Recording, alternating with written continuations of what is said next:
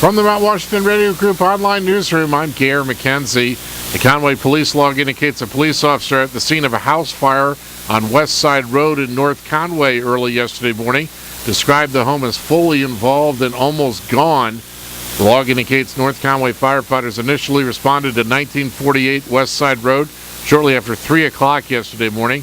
Conway Fire and departments from Bartlett and Redstone also responded. The home was empty at the time and there are no reports of injuries. The road was closed while responders worked at the scene. The last unit cleared the scene shortly after 10 o'clock yesterday morning. The North Conway Fire Chief is back at the scene this morning to investigate. Police in Fryeburg, Maine have released a new sketch of the man suspected of attacking the owner of a dog grooming business in Fryeburg last week. Detective Sergeant Josh Potvin says he and Detective Dan Reed, the certified forensic sketch artist from the Saginaw County Sheriff's Office, spent several hours last week with the victim, Paulette Tunanen, in an effort to provide the public with a more detailed description of her attacker. The detectives asked Tunanen to relive the incident again. Potvin says she did a great job, although it was obviously traumatic for her as she realized the importance of doing it.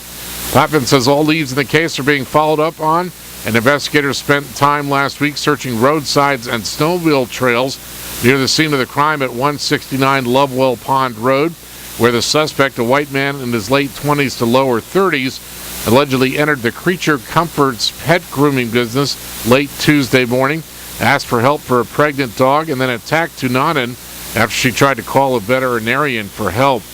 Suffering stab wounds from cutting shears the suspect grabbed after she tried to defend herself with them. The victim was initially taken to Bridgeton Hospital before being transferred to Maine Medical Center in Portland. She has since been released and is recovering at home. The suspect is described as having rotten teeth and a severe case of acne, wearing a camouflage ball cap, a green canvas-style barn coat, and black winter gloves. He allegedly robbed the pet grooming business after assaulting the victim and telling her he didn't want to go back to jail. He faces charges of aggravated assault with a dangerous weapon, armed robbery, and cruelty to animals. The latest sketch of the suspect is posted on our website at wmwv.com.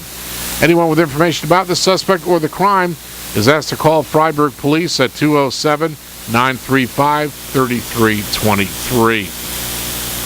New Hampshire could soon join the states that have expanded their Medicaid programs to cover a group of poor adults eligible for federal subsidies under the health care overhaul law.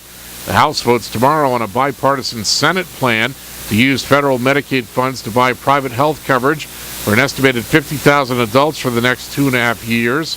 Democrats control the chamber and are expected to pass the bill over objections by House Republicans. In Maine news, a member of President Obama's administration is traveling to Maine to support a Democratic plan to raise the federal minimum wage. Laura Fortman is Principal Deputy Administrator for the U.S. Department of Labor's Wage and Hour Division. She'll join Democratic U.S. Representative Mike Michaud, Portland Mayor Mike Brennan, and others today in Bangor and Portland as part of an 11-state tour touting the minimum wage hike proposal. The group wants to see the national minimum wage raised from $7.25 to $10.10 an hour. In sports, the Manchester Monarchs beat the Hershey Bears 2-1. The Portland Pirates beat the Bridgeport Sound Tigers 4-2 in Connecticut. And the Tampa Bay Rays beat the Boston Red Sox 9-2 yesterday in preseason exhibition play in Fort Myers, Florida. Actually, the season has officially started, as you know, in Major League Baseball between the LA Dodgers and the Arizona Diamondbacks. The Dodgers taking 2 straight from the Diamondbacks down in Australia. In the weather, mostly sunny today. Highs in the lower to mid-20s. Northwest winds 10 to 15 miles per hour. Mostly clear tonight. Lows from around 2 below to 2 above zero. And partly sunny on Tuesday. Highs in the upper 20s.